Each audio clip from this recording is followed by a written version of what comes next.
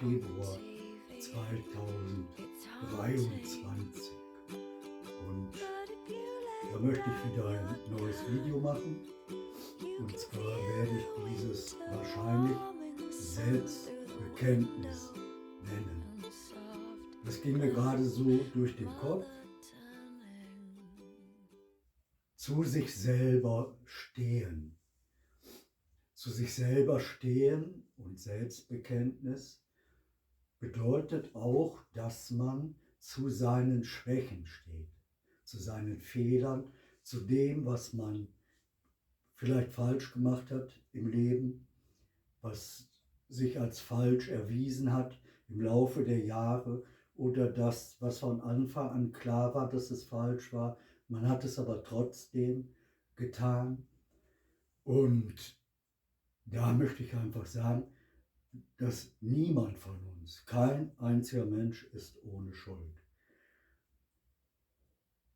Man muss sich nicht sozusagen davor verstecken, dass man etwas Falsches getan hat oder Schuld auf sich geladen hat.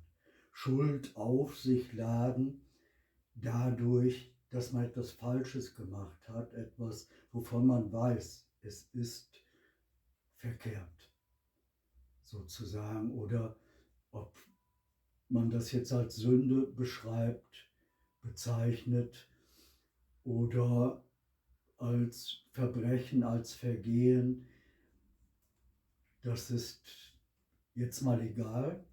Jedenfalls, man hat etwas gemacht, was man eigentlich nicht hätte machen sollen.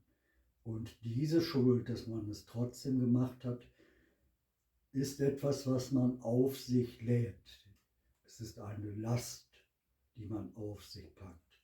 Und irgendwann im Laufe des Lebens spürt man das. Da meldet sich das sozusagen zu Wort. Die Last, die ich trage, alle Lasten, die ich trage, melden sich irgendwann zu Wort. Sie lassen mich immer gebeugter gehen, oder jeden von uns, und wir rätseln, was ist los. Und wenn man darüber nachdenkt und sich berühren lässt, dann ist es vielleicht ein Gedanke, der einen schon lange wurmt, Tage, Wochen, Jahre, den man mit sich trägt. Und da ist so etwas oder sind im Plural solche Vergehen. Und da ist es wichtig, dass man dazu steht. So bleibt man bei sich.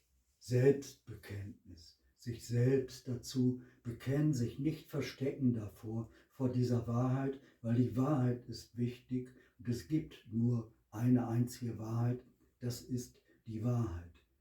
Modern ist es, dass viele Menschen alle Begriffe umdeuten und ins Gegenteil verkehren und behaupten, das ist das Gleiche. Das ist eine wirkliche Mode, und es ist dann, sie nennen sich dann Philosophen oder haben sogar einen Professorentitel und sagen, Unrecht ist Recht und Recht ist Unrecht und gut ist böse und böse ist gut, und sie verkehren alles ins Gegenteil und negieren sozusagen den Wert eines Begriffs. Sie machen daraus eine Null, in Null und nichtig, weil sie behaupten, es ist genau das Gegenteil. So, das ist so, als wenn ich da eine Tür habe und ich behaupte, diese Tür ist ein Fenster. Dann nehme ich dieser Tür ihren Wert, den sie als Tür hat, und lüge, dass sie ein Fenster ist, in Wahrheit. Und dann erzähle ich den Leuten, das ist ein Fenster, und dann gibt es genügend Anbeter, die das toll finden, weil es eine etwas abgedrehte Philosophie ist oder These ist, und beten das nach und sagen auch, ja, das ist ein Fenster, ich gehe jetzt durch das Fenster sozusagen. Das ist modern. Und ich möchte gerne sagen, wichtig ist, steh zu deinen Fehlern, steh zu dem, was du verkehrt gemacht hast, steh zu dem, wovon du weißt. Und wenn es aus deiner Kindheit ist, all die Schritte, all die Jahre, Was war nicht okay, was du gemacht hast? Hast du irgendwann geklaut? Hast du irgendwann mal geschlagen? Hast du betrogen? Hast du belogen? All diese Punkte dazu stehen, und dazu möchte ich unbedingt dringend sagen, das kann man auch als Beichte bezeichnen. Ich bekenne mich dazu und ich beichte das öffentlich in den Raum. Ich spreche das aus. Da kann ich bei mir selber in irgendeinem Raum stehen, im Zimmer, und ich spreche das einfach laut für mich aus und sage, ja, das war nicht okay, dies und das und das und das. Und dasjenige sehe ein, es war falsch. Und ich würde es nicht nochmal so machen. Das habe ich gelernt daraus, oder sagen, es tut mir leid, dass es geschehen ist. Das kann ich auch machen, wenn ich draußen spazieren gehe und erstmal in einem völlig anderen Rahmen. Ich kann, wenn mir da ein Vogel begegnet oder ein Eichhörnchen, sozusagen wie spielerisch sagen, du Eichhörnchen, hör mir mal zu, das und das und das und das habe ich mal gemacht und das wollte ich dir jetzt erzählen und der Welt erzählen, dass ich sehe und einsehe, das war nicht okay. So, das klingt jetzt ein bisschen lächerlich, aber kann man ruhig mal machen, und ich kann auch sagen, solche Sachen, das hilft. Und dann möchte ich sagen, dieses Große, dass man in diese riesigen Kirchen geht, die so vollgeschmückt sind, voller Prunk, Millionen gekostet haben, die passen eigentlich nicht zu Jesus. Das möchte ich jetzt mal sagen. Es gab zu Jesus Zeiten nicht diese Kirchen, die wir haben, schon gar nicht in der Größe. Es gab den alten Tempel, wovon die Rede ist, aber es gab nicht solche Kirchen überall verstreut. Das ist der eine Punkt. Der andere Punkt ist, es gab nicht zu Jesus Zeiten die Bibel, wie wir sie kennen. Das Neue Testament gab es nicht. Die Autoren des Neuen Testaments waren keine Augenzeugen. Sie haben nicht da gesessen und sozusagen Stenografie betrieben und aufgeschrieben, was Jesus sagt, sondern es ist alles im Nachhinein, man könnte auch sagen, hineingedeutet oder gedichtet worden und gesagt worden, das und das und das und das. So, und manches davon passt in die Welt oder es ist gut oder schön. Das gibt, aber wenn man die Bibel ganz genau liest, kann man auch feststellen, dass sie voller Widersprüche ist. An vielen, vielen Stellen fragwürdig. Da kann man nicht einfach sagen, so, das ist das heilige Buch, ich bete das an und ich glaube jeden Buchstaben davon. Wenn ich innerlich fühle, merkwürdig, das passt doch irgendwie gar nicht. Das widerspricht ja genau dem, was 2 Seiten vorher da gestanden hat. Und das sind wichtige Punkte, dass man auch die erkennt und sich dazu bekennt und sagt, also das kommt mir komisch vor. Man muss es gar nicht selber deuten können oder beweisen können, sondern man kann auch einfach sagen, es kommt mir komisch vor. Für mich, für mein Empfinden, passt das irgendwie nicht zusammen an den und den Punkten. So, und dieses alles, das gab es gar nicht zu Jesus Zeiten. Das wollte ich sagen. Es ist im Nachhinein geschrieben worden. Jahrzehnte später, nach seinem Tod, ist es geschrieben worden.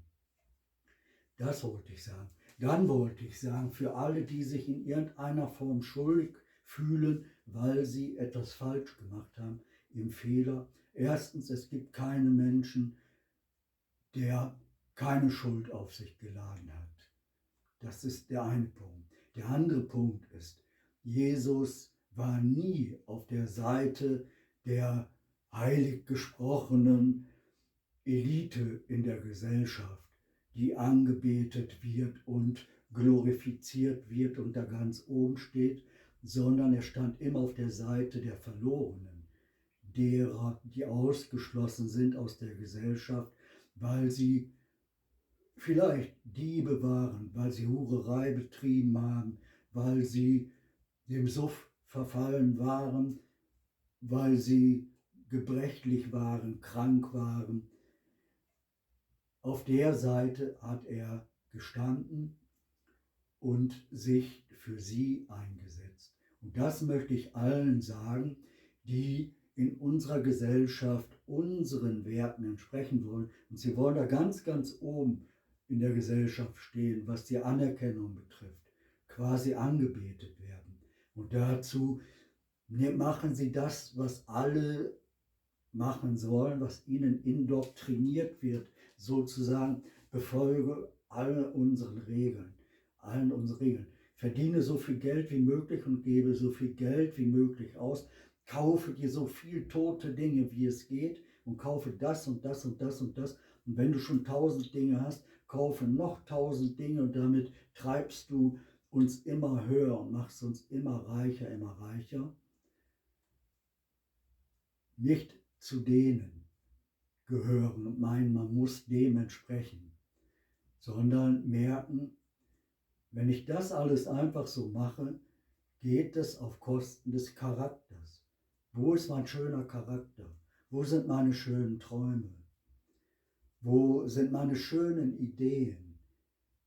Das werfe ich sozusagen vor die Säue, wenn ich dieser primitiven Formel bereichere dich und profitiere, wenn ich dieser primitiven Formel folge. Und da sage ich ganz einfach, das würde Jesus niemals unterstützen, und das hat er niemals unterstützt, dass man dementsprechend sollte oder dementsprechend muss, sondern überlege dir charakterlich wertvolle Zeichen in dir. Was ist charakterlich wertvoll? Was ist auch geistig wertvoll?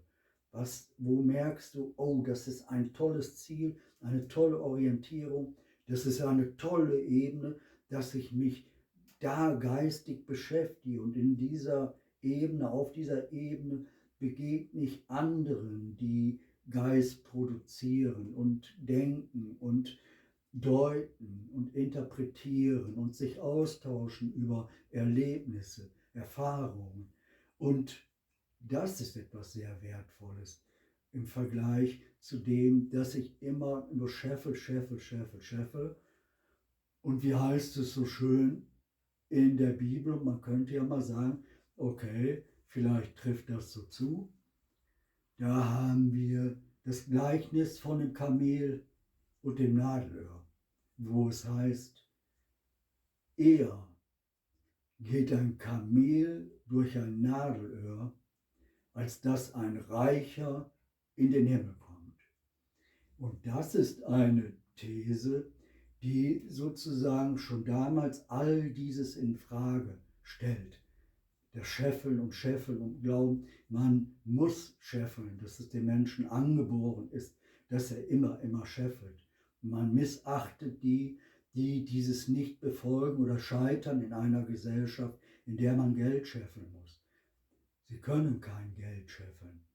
Vielleicht versuchen sie es, es gelingt ihnen aber nicht, oder sie wollen kein Geld scheffeln und werden deswegen diskriminiert und ausgegrenzt und belächelt, verspottet. So, das finde ich, das ist alles etwas, das sollte abgehen jetzt bei uns in unserer konkreten Situation auch. Wir beschäftigen uns mit solchen geistigen Themen und haben nicht immer nur im Kopf Krieg und Waffen und folgen dieser primitiven Ideologie, dass immer mehr Waffen, immer mehr Sicherheit bedeutet, weil es zeigt sich ja genau umgekehrt, dass immer mehr Waffen, die man produziert hat, sich ausgedacht hat, verkauft hat, genau die Umkehr bedeuten. Es bedeutet immer mehr Gewalt, immer mehr Krieg. Die Schwelle, wo man gewalttätig wird, wird immer niedriger, dass jetzt schon sozusagen Kinder mit Waffen herumrennen und andere verletzen oder töten. Und da muss man einfach aufwachen und aufschreien und sagen, wir machen etwas falsch in unserer Gesellschaft und wir müssen unsere Werte betrachten, uns neu selber bewerten. Maßstäbe haben für unser Leben, für unsere Gesellschaft. Und da lassen wir mal das Geldscheffeln absagen als Wert und sagen mal, nein, du bist nicht unser oberster Wert. Und wenn mich eine Gesellschaft nicht mag, weil ich bin und weil ich nicht der Norm entspreche, da muss ich sagen, ja, okay, Leute, aber ich werde nicht so, wie ihr mich haben wollt oder wie ihr seid, und ich werde nicht so stumpfsinnig immer nur scheffeln wollen und Reichtum haben und Profit haben, um euch zu gefallen. So etwas meine ich, darüber müssen wir sprechen, überall und auch in den sozialen Medien, im Internet, auch bei Diskussionen, auch in Fernsehgesprächen. Überall kann man darüber sprechen. Auf der Straße mit jemandem, den man trifft, im Geschäft. Man kann mit jedem Menschen über das wirklich Wichtige sprechen. Und das ist das, was einen berührt, was man erlebt oder erlebt hat, wie man gerade empfindet. Das ist wichtig und das kann man einem anderen mitteilen, wenn man es möchte. So, und nochmal sage ich, es gibt keinen Menschen, der keine Schuld auf sich geladen hat. Das sage ich jetzt mal. Es gibt keinen mit einem heiligen Schein, der nie etwas falsch gemacht hat, keinen einzigen Fehler gemacht hat, alles nur richtig gemacht hat. Das gibt es nicht. Und das bedeutet, darum kann es einem leichter fallen, dass man sich bekennt zu bestimmten Fehlern, die man gemacht hat. Und man sagt es einfach für sich selber auch laut und sagt, ja, es ist mir klar, das war nicht okay, dies und das und das. Und dass man das macht, das befreit einen. Diese Last, die man auf dem Rücken hat, was man auf sich aufgeladen hat, die wird geringer und kleiner und in einem lacht etwas sozusagen. Es freut sich, dass man den Mut gehabt hat, sich zu bekennen, dass man den Mut gehabt hat und den Mut hat, gegen die Norm zu wirken, wenn man es für richtig erachtet. Frei zu sein, dass man den Mut hat, frei zu sein, dass man den Mut hat, kreativ zu sein im Leben, dass man den Mut hat, fantasievoll zu sein, sich frei etwas vorstellen, wie etwas sein kann, sein könnte, was getan werden kann, was man selber tun kann. Darin frei sein. Und wenn man sich Jesus nimmt als Orientierung, nicht vergessen, Jesus stand immer auf der Seite der Verlierer, der Verlorenen. Nie auf der Seite der sogenannten Gewinner. Und es heißt ja auch irgendwo an einer Stelle in der Bibel, diejenigen, die hier gewinnen und da ganz oben sind und immer erfolgreich sind, werden sozusagen im Himmel genau das Gegenteil sein und das Gegenteil erleben. Und die, die hier sozusagen Verlierer sind und diskriminiert sind, werden im Himmel das Gegenteil erleben. Und der Geringste hier wird der Höchste im Himmel sein. So, das wollte ich sagen. Shalom. Ja. Shalom. Imagining you and me in the same dream. If we open our hearts, well, we're making a start to read.